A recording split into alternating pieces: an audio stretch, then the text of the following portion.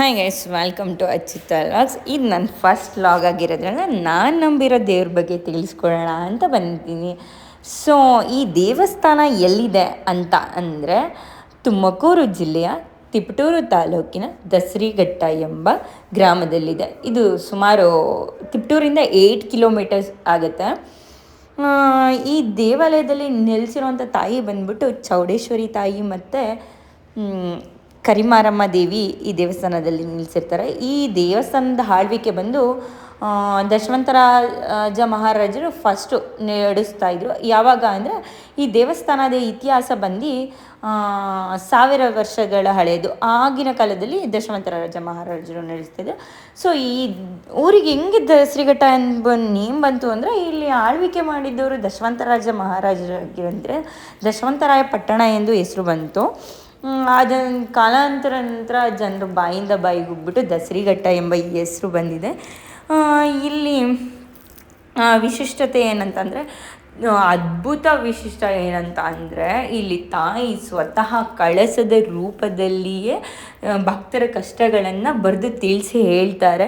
ಇಲ್ಲಿ ಯಾವುದೇ ಕೆಟ್ಟ ದೃಷ್ಟಿ ಆಗಿರಲಿ, ಮಾಟ ಮಂತ್ರ ಆಗಿರಲಿ, ಎಲ್ಲದನ್ನು ತಾಯಿ ಪರಿಹಾರ ಮಾಡಿಕೊಡ್ತಾಳೆ. ಈ ದೇವಿಯ ವಿಗ್ರಹ ಬಂದು ಸುಮಾರು 6 ಅಡಿ ಎತ್ತರದಲ್ಲಿದೆ.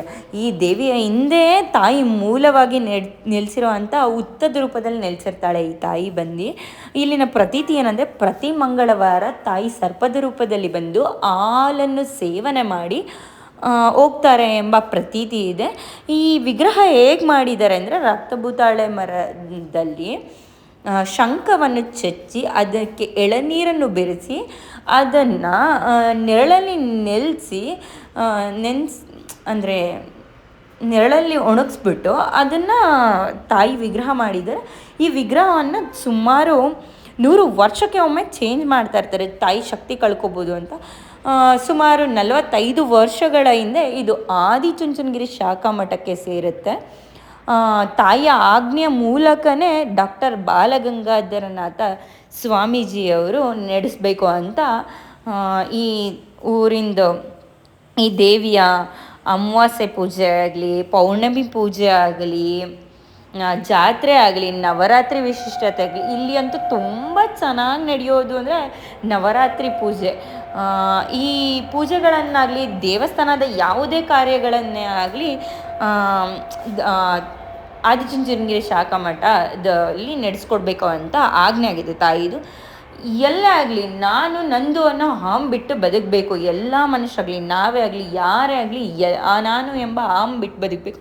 ಸೊ ಹಂಗಾಗಿ ಇಲ್ಲಿ ನಾನು ಯಾರು ಎಂಬ ಟ್ಯಾಗ್ಲೈನ್ ಹಾಕಿದ್ದಾರೆ.